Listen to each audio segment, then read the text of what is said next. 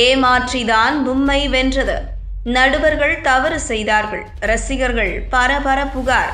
IPL 2025 ஆண்டு சீசனில் Mumbai Indians Delhi அணிகள் மோதிய ஆட்டம் ஒரு நாக் அவுட் போட்டி போல்தான் கருதப்பட்டது. இந்த போட்டியில் மும்பை அணி வெற்றி பெற்றால் பிளே ஆஃப் சுற்றுக்கு தகுதி பெற்றுவிடும் என்ற நிலை இருந்தது. ஏற்கனவே குஜராத், RCB, பஞ்சாப் ஆகிய அணிகள் பிளே ஆஃபுக்கு தகுதி பெற்ற நிலையில் 4வது அணி மும்பையா இல்லை டெல்லியா என்ற கேள்வி எழுந்தது.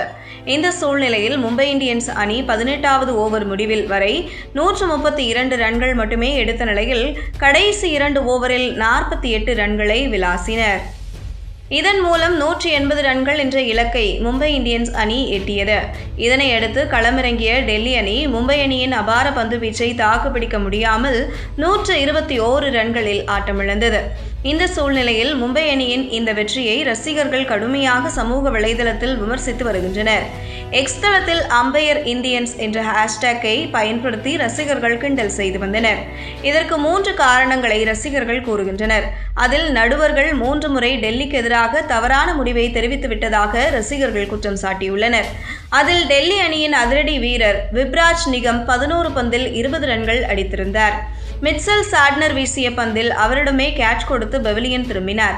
இந்த சூழ்நிலையில் சாட்னர் வீசிய அந்த பந்து நோ பால் என்று ரசிகர்கள் புகார் கூறியுள்ளனர்.